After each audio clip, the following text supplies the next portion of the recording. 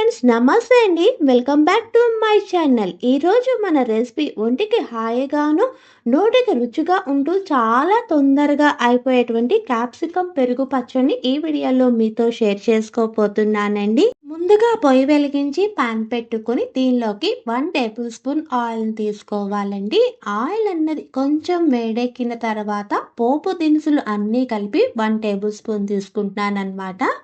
తర్వాత దీనిలోకి ఒక రెమ్మ కరివేపాకు, 3 ఎండుమిరపకాయలు తీసుకుని ఈ తాలింపు అన్నది మంచి గోల్డెన్ కలర్ వచ్చే అంతవరకు వేపుకోవాలి.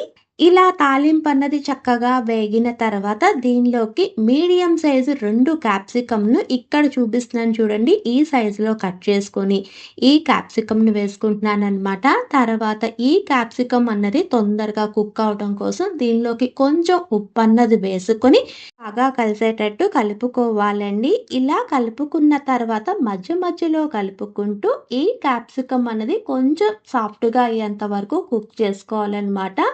ఇలా సాఫ్ట్‌గా అయిన తర్వాత దీనిలోకి హాఫ్ టీ స్పూన్ ఇంగువను వేస్తున్నాను. ఇలా వేసుకున్న ఇంగువను కూడా అంతా బాగా కలిసేటట్టు కలుపుకొని పొయ్యి అన్నది ఆఫ్ చేసి దీన్ని పక్కన పెట్టుకుందాము.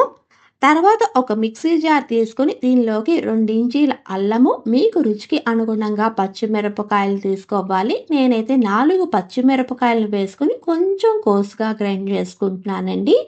ఇలా గ్రైండ్ చేసుకున్న దాన్ని ఒక బౌల్లోకి ట్రాన్స్ఫర్ చేసుకొని దీనిలోకి 1 కప్పు పెరుగు, రుచికి అనుగుణంగా ఉప్పు, హాఫ్ టీ స్పూన్ పసుపును కూడా వేసుకొని విస్కర్‌తో బాగా బీట్ చేసుకుంటున్నానన్నమాట.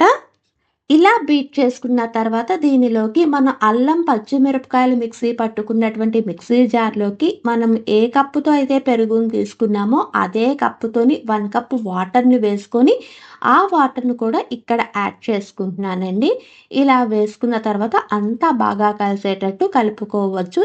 ఇలా కలుపుకున్న తర్వాత దీనిలోకి ముందుగా మగ్గపెట్టుకున్నటువంటి క్యాప్సికమ్‌ను కూడా వేసుకొని అంతా బాగా కలిసేటట్టు కలుపుకోవాలి. ఇలా కలుపుకున్న తర్వాత దీని మీద కొంచెం కొత్తిమీర చల్లుకుంటే చాలా బావుంటుందండి.